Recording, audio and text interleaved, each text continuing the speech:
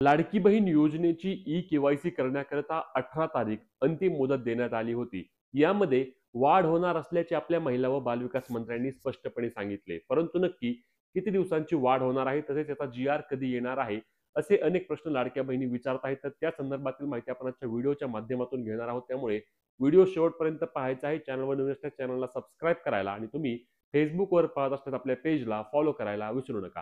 तर लाडक्या बहिणींनो, या योजनेच्या मुदत वाढीबद्दल बोलायचं झाल्यास मुदत वाढ होणार हे 100% खरं आहे. आज अथवा उद्या याबाबतचा जी-आर अथवा परिपत्रक किंवा आपल्या महिला व बालविकास मंत्री स्वतः फेसबुक पोस्टद्वारे याबाबतची माहिती देतील.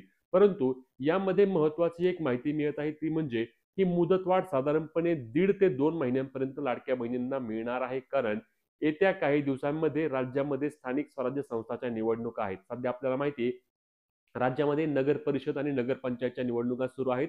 त्यानंतर राज्यामध्ये जिल्हा परिषद आणि पंचायत समितीच्या निवडणुका होतील आणि त्यानंतर सर्वात महत्त्वाचा टप्पा म्हणजे महानगरपालिकांच्या निवडणुका आहेत आणि अशामध्ये लाडक्या बहिणींना नाराज करून सरकारला जमणार नाही. असे मी का म्हणतोय तर लक्षात घ्या. लाडकी बहीण योजनेमध्ये आतापर्यंत फक्त 1.5 लाखांपर्यंत महिलांची ई-के-वाय-सी पूर्ण झाली आहे.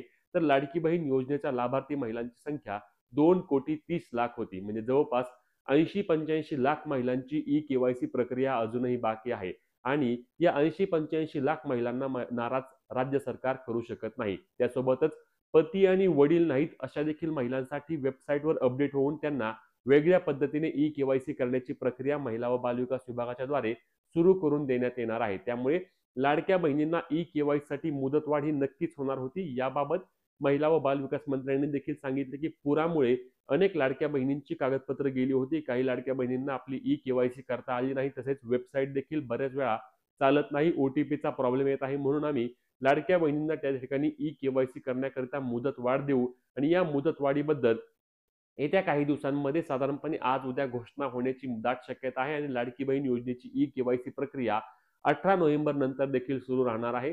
आताच सूत्रांच्या माहितीनुसार यामध्ये साधारणपणे महिना, दीड महिना किंवा 2 महिन्यांपर्यंत देखील लाडक्या बहिणींना ई-के-वाय-सी करण्याकरिता मुदतवाढ देण्यात येईल. तोपर्यंत लाडकी बहीण योजनेमध्ये ज्या महिलांची ई-के-वाय-सी राहिली आहे त्यांना अपात्र केले जाणार नाही. तर त्यांचा देखील लाभ त्याच पद्धतीने महिन्याला ₹1,500 सुरू राहणार आहे. तुमची लाडकी बहीण योजनेअंतर्गत ई-के-वाय-सी प्रक्रिया झाली का हे आम्हाला कमेंट करून नक्की सांगा. तसेच याबाबत तुमचे कोणतेही प्रश्न असल्यास आम्हाला कमेंटमध्ये नक्की विचारा. महत्त्वाची व्हिडिओ शेअर करायला आणि अपडेटसाठी पेजला फॉलो आणि चॅनलला सबस्क्राईब करायला विसरू नका.